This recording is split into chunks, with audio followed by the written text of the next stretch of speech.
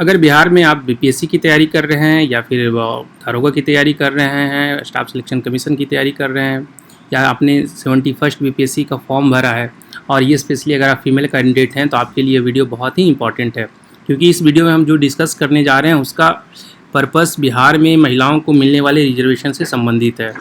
तो Bihar public service commission ने 10 जुलाई 2025 को एक बहुत ही इंपॉर्टेंट नोटिफिकेशन जारी किया गया है। उसमें कहा गया है कि 35% horizontal reservation in all Bihar state government services cadres will be applicable only to native female candidates of Bihar। आप समझने की कोशिश कीजिए, नेटिव फीमेल कैंडिडेट्स, इसका मतलब क्या हुआ? इसका मतलब ये हुआ कि सिर्फ बिहार की जो वैसी फीमेल कैंडिडेट जो बिहार की मूल निवासी हैं उन्हीं को ये सारे रिजर्वेशन का फ़ायदा मिलेगा। अभी तक बिहार में क्या होता था कि 35% फीमेल कैंडिडेट्स को रिजर्वेशन दिया गया था, उसमें दूसरे स्टेट की भी महिलाएं जो ओपन कैटेगरी के रिजर्वेशन थे 35% उसमें वो आती थी। लेकिन इससे संबंधित बीपीएससी ने बहुत इम्पॉर्टेंट नोटिफिकेशन जारी किया गया, क्योंकि ये नोटिफिकेशन किसके माध्यम से जारी किया गया था? ओरिजिनली ये कैबिनेट में इसका डिसीजन हुआ है। इससे संबंधित वीडियो भी मैंने जारी किया था, आपको प्लेलिस्ट में दिख जाएगा, हमारे वीडियो लिस्ट में। और उसके बाद जेड नोटिफिकेशन जारी किया गया 125-75, जेड नोटिफिकेशन 125-85, जिसमें बिहार में जो महिलाओं को मिलने वाले रिजर्वेशन है उससे संबंधित सभी तथ्यों को क्लैरिफाई किया गया है, एक्सप्लेन करके बताया गया है कि हम किस कारण से रिजर्वेशन दे रहे थे और अभी किनको देना उचित है और ये रिजर्वेशन किस किस एग्जामिनेशन में लागू होगा। तो ये सारी चीज़ें आपको इस वीडियो के माध्यम से समझने को मिलेगा। तो इस वीडियो में बने रहें और हमारे इस चैनल को प्लीज़ लाइक, सब्सक्राइब और शेयर करें, क्योंकि बीपीएससी का ये आपका अपना चैनल है। एंड मैं आशा करता हूँ कि जो भी व्यूअर्स इसे देखते हैं वो सब्सक्राइब भी करें, तो मुझे बहुत सारा सपोर्ट मिलेगा। मैं आपके लिए ऐसे इंपॉर्टेंट और यूज़फुल वीडियो लेकर आने की कोशिश में लगा रहूँगा। So thank you for your support. अब चलिए आगे बढ़ते हैं, देखते हैं कि जेड नोटिफिकेशन 125-75 और जेड नोटिफिकेशन 125-85 क्या कहता है। तो सबसे पहले हम 125-85 को देखते हैं। ये 2 पेज का सर्कुलर है सामान्य प्रशासन विभाग का। इसमें कहा गया है कि सरकार के संयुक्त सचिव के द्वारा लिखा गया है और किसको किसको दिया गया है ये। इसमें बिहार लोक सेवा आयोग को है, बिहार कर्मचारी चयन आयोग है, बिहार तकनीकी सेवा आयोग है, केंद्रीय चयन परिषद है, बिहार पुलिस अवर सेवा आयोग है, बिहार संयुक्त प्रवेश प्रतियोगिता परीक्षा परिषद है, बिहार राज्य विश्वविद्यालय सेवा आयोग है। तो इस प्रकार से आप देख रहे हैं कि बिहार में जो भी सरकारी नौकरियों के लिए आवेदन निकालने वाले जितने भी आयोग हैं सबको यह लेटर मार्क किया गया है। जी हाँ, मतलब मैक्सिमम जो एग्जामिनेशन है बिहार में सरकारी जॉब के लिए वो सारा परमानेंट जॉब की बात कर रहा हूँ। वैसे कॉन्ट्रैक्चुअल जॉब तो जो है डिपार्टमेंट भी निकालता है, लेकिन जब भी परमानेंट जॉब कोई भी जॉब निकलता है तो वो इन्हीं आयोग के माध्यम से निकलता है और ये सारे वैकेंसीज में अप्लीकेबल होगा। तो इसका जो विषय है, सब्जेक्ट है, उसके पहले देखिए कि बिहार राज्य की सभी सरकारी सेवाओं संवर्गों के सभी स्तर के एवं सभी प्रकार के पदों पर सीधी नियुक्तियों में 100% राज्य की मूल निवासी महिला अभ्यर्थियों को ही 35% क्षैतिज आरक्षण अनुमान कराने के संबंध में।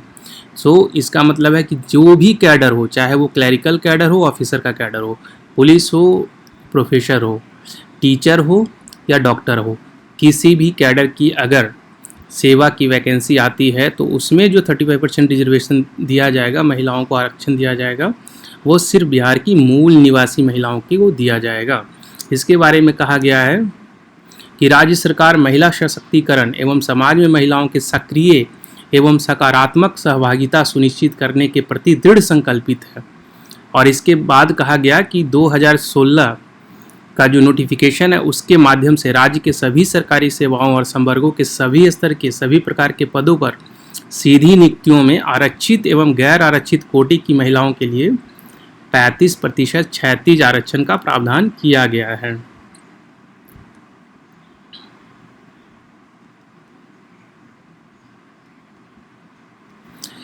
इस संबंध में यह कहा जा रहा है कि सामान्य प्रशासन विभाग के संकल्प संख्या 125-75 दिनांक 9 जुलाई 2025 के द्वारा बिहार राज्य के सभी सरकारी सेवाओं संवर्गों के सभी स्तर के सभी प्रकार के पदों पर सीधी नियुक्तियों में राज्य की मूल निवासी महिलाओं को ही 35% क्षैतिज आरक्षण अनुमान्य कराने का प्रावधान निर्गत किया गया है।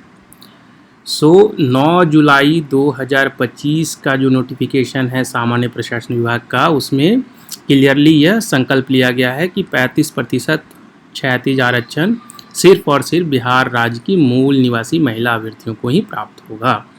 और इसके बारे में यह भी बताया गया है कि यह कब से लागू होगा। तो देखिए, राज्याधीन सेवाओं की वैसी सभी नियुक्तियों में जिसके विज्ञापन प्रकाशन की कार्रवाई प्रक्रियाधीन है, जिसके विज्ञापन प्रकाशित हो चुके हैं, जिसके परीक्षा फल प्रकाशित किए जाने शेष हैं, ऐसी सभी मामलों में यह तत्काल प्रभाव से लागू माना जाएगा।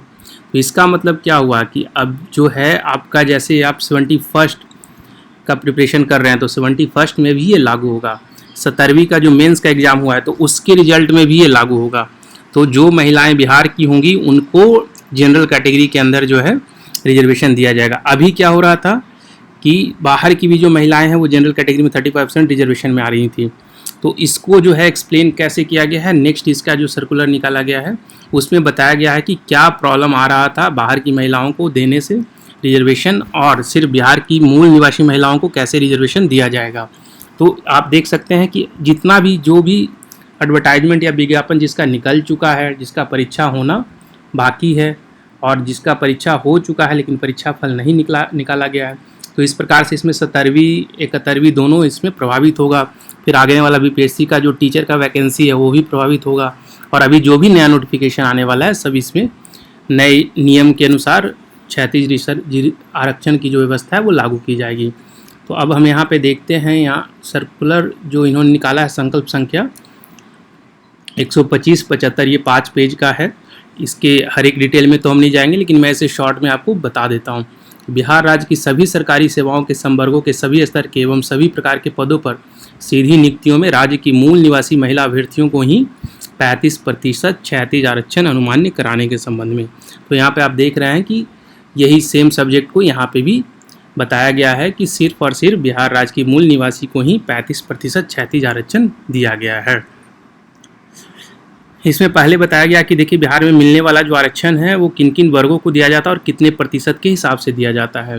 तो अनुसूचित जाति को 16%, अनुसूचित जनजाति को 1%, अत्यंत पिछड़ा वर्ग को 18%, पिछड़ा वर्ग को 12%, पिछड़े वर्ग की महिलाओं को 3% अलग से आरक्षण दिया गया है। अब इसके बारे में मुझे बहुत जानकारी नहीं है, लेकिन ये पिछड़े वर्ग की महिलाओं को 3% अलग से क्यों आरक्षण दिया गया है इसके बारे में विस्तृत जानकारी नहीं है, लेकिन इसके बारे में बताया गया है कि ये व्यवस्था है। तो अगर कोई शेड्यूल्ड कास्ट से हैं उनको 16%, शेड्यूल्ड ट्राइब से हैं उनको 1%, कोई ओबीसी हैं 18%, अगर वो अदर बैकवर्ड क्लासेज को 12% है, और ईबीसी जो बिहार में अत्यंत पिछड़ा वर्ग है उनको 18% दिया गया। तो इस प्रकार से टोटल जो 50% का सीलिंग है आरक्षण का, इसके अंदर ये सारी चीज़ें आती हैं। इसी प्रकार से 2016 का जो संकल्प है उसके द्वारा बिहार राज्य के सभी सरकारी सेवाओं संवर्गों के सभी स्तर के सभी प्रकार के पदों पर सीधी नियुक्तियों में आरक्षित एवं गैर आरक्षित कोटि में महिलाओं के लिए 35% क्षैतिज आरक्षण का प्रावधान किया गया है। अब इससे आगे बढ़ते हैं। यहाँ पे बताया गया है कि नोटिफिकेशन संख्या 17/2002 के बाद आरक्षण प्रावधानानुसार राज्याधीन सेवाओं में 3% पद पिछड़े वर्ग की महिलाओं के लिए आरक्षित है। तो यहाँ से 2002 के नोटिफिकेशन के हिसाब से जो है 3% पद पिछड़े वर्ग की महिलाओं के लिए अलग से आरक्षित है। तो इस प्रकार महिलाओं हेतु संदर्भित 35% क्षैतिज आरक्षण, 50% जो जनरल ओपन सीट है उसमें भी मिलता है, और जो 47% आरक्षित सूची है उसमें भी मिलता है। 3% यहाँ पे इसलिए छोड़ा गया क्योंकि ये सिर्फ और सिर्फ महिलाओं के लिए ही है। तो इस प्रकार से कुल 97% के विरुद्ध दी जा रही थी।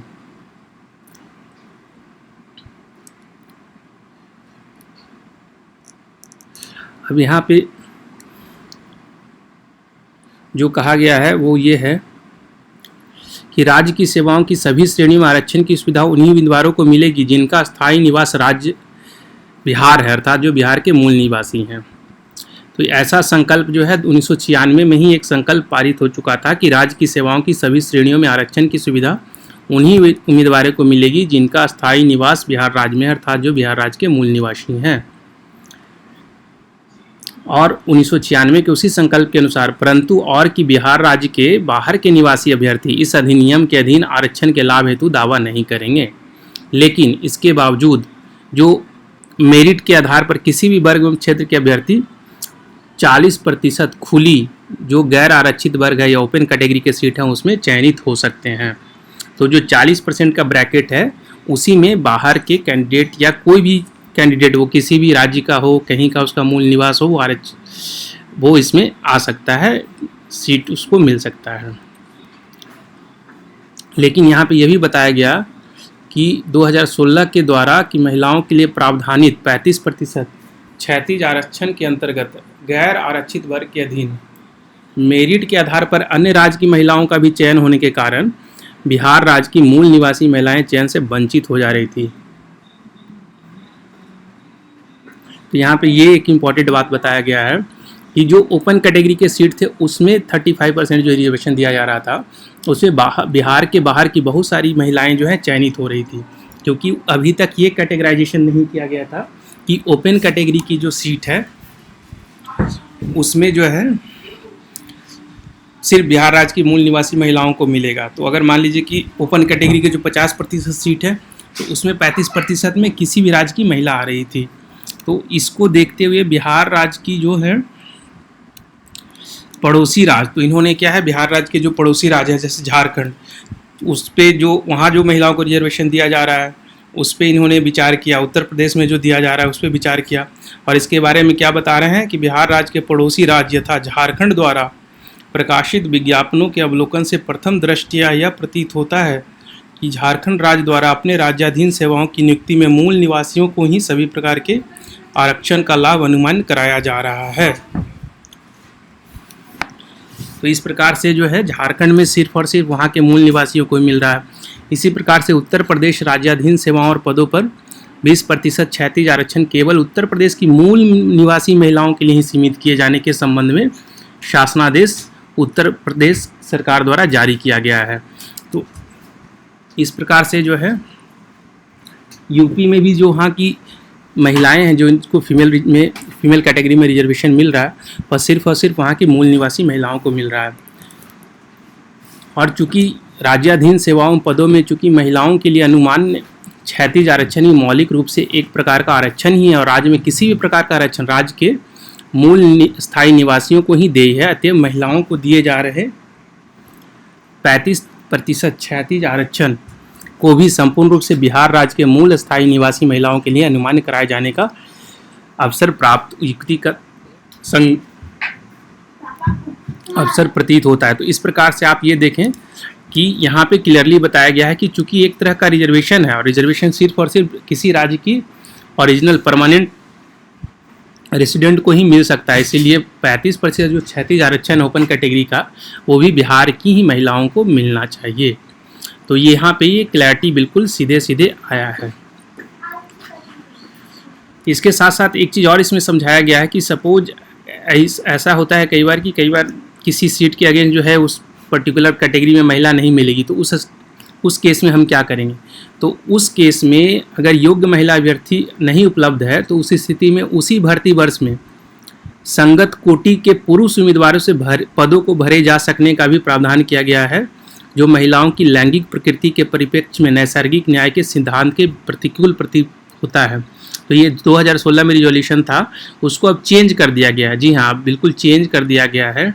तो अगर मान लीजिए कि अगर किसी वैकेंसी के अगेंस्ट किसी कैटेगरी में वो रिजर्व महिला अवेलेबल नहीं है कैंडिडेट, तो उस केस में क्या होगा कि योग्य महिला अभ्यर्थियों की अनुपलब्धता की स्थिति में पश्चातवर्ती भर्ती वर्ष में उन रिक्तियों को अग्रणीत किया जाएगा तथा पश्चातवर्ती भर्ती वर्ष में भी संगत कोटि के योग्य महिला उम्मीदवार की अनुपलब्धता की स्थिति में उसी भर्ती वर्ष में गैर आरक्षित एवं आरक्षित वर्ग की महिलाओं जो वरीयता क्रम में ऊपर होंगे से भरा जाएगा।